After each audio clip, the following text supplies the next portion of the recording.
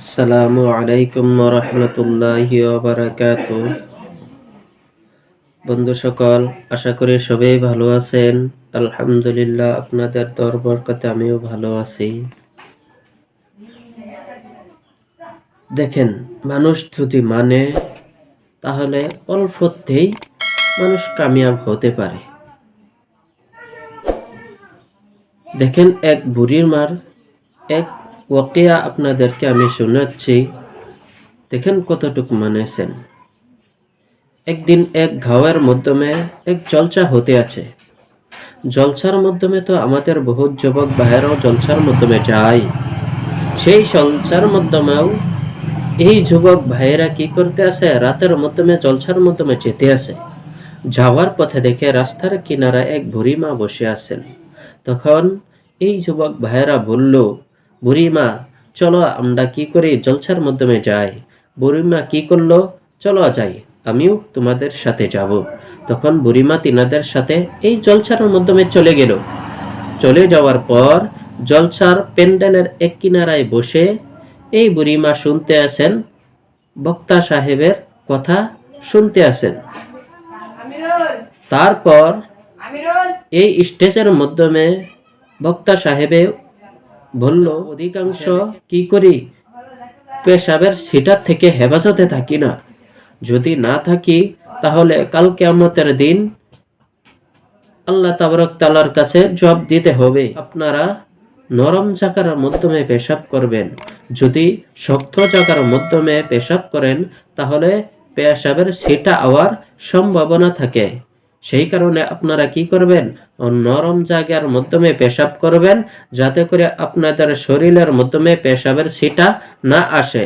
যদি আসে, অধিকাংশ হুজুর সাল্লাল্লাহু আলাইহি ওয়াসাল্লাম হাদিস শরীফের মাধ্যমে বলেছেন যে অধিকাংশ কবরের আযাব পেশাবের সিটার থেকে না বাঁচার কারণেই হয়।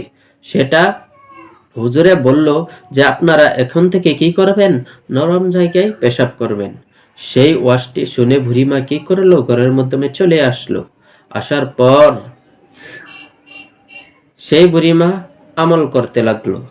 আরেক দিন আরেক জায়গার মাধ্যমে এক সভা হতে আছে, মানে জলসা চলতে আছে। সেই যুবক ভাইয়েরা আবারও সেই সভার মাধ্যমে যেতে লাগলো। যাওয়ার পথে দেখে বুড়িমা আবারও রাস্তার কিনারায় বসে আছে। বসে থাকার পর এই যুবক ভাইয়েরা বলল যে, বুড়িমা চলেন আজকেও জলসার মাধ্যমে চলে যাই। তখন বুড়িমা বলল, জি বাবারা, তোমরা আজকে যাও, আমি আর বেশি বোঝা উঠাইতে পারবো না। তখন যুবক ভাইয়েরা জিজ্ঞাসা করলো, কেন বুড়িমা, আপনি যাইবেন জলসার মাধ্যমে ওয়াজ শুনতে, বোঝা উঠানোর কথা কোথায় থেকে আসলো? তখন বুড়িমা বলল যে, আমি সেদিনকা তো আমি কি করছিলাম, সবার মাধ্যমে গিয়েছিলাম। যাওয়ার পর বক্তা সাহেব বলেছিল যে আপনারা কি করবেন, নরম জায়গায় পেশাব করবেন, শক্ত জায়গার মাধ্যমে পেশাব করবেন না। তখন আমি কি করলাম, এই বক্তা সাহেবের কথা মতো আমি নরম জায়গার মাধ্যমে পেশাব করা আরম্ভ করলাম।